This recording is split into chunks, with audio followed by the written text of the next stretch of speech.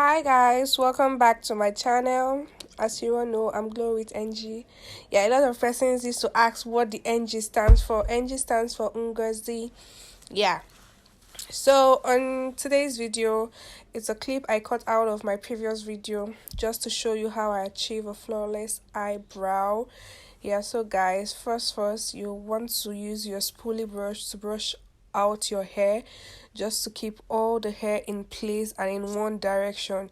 So for that, I went in to use just a little bit of the setting powder that is left on my beauty blender to set the brows. This will help take away any oil or any leftover moisture that is on the brows. It's going to take it away for you, leaving the brows matte.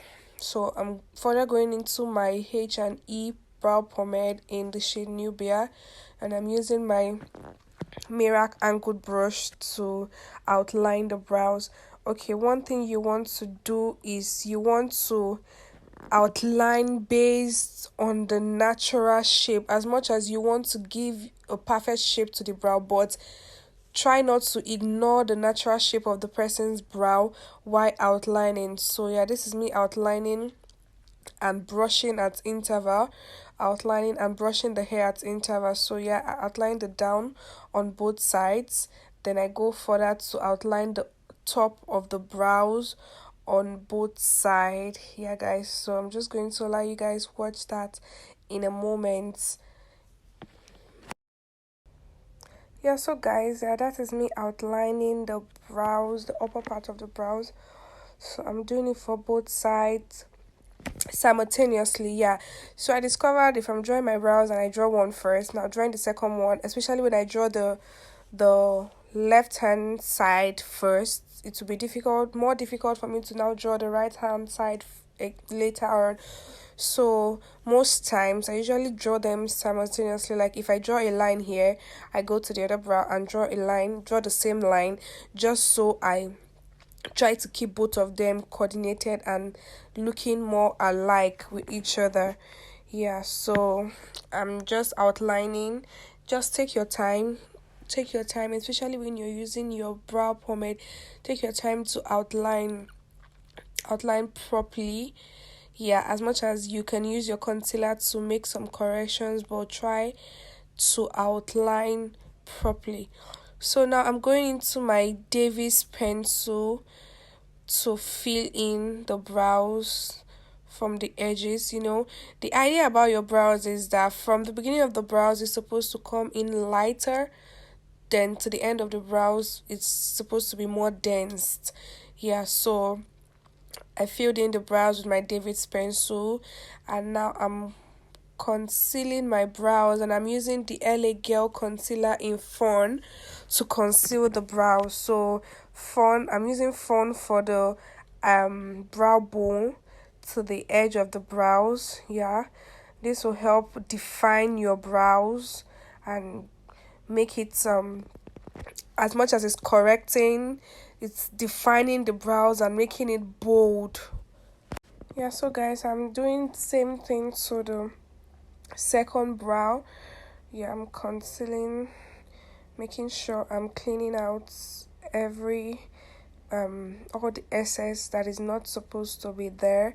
I'm just taking my time to clean it off, and I'm also using this concealer to cut off the excess part of the brows.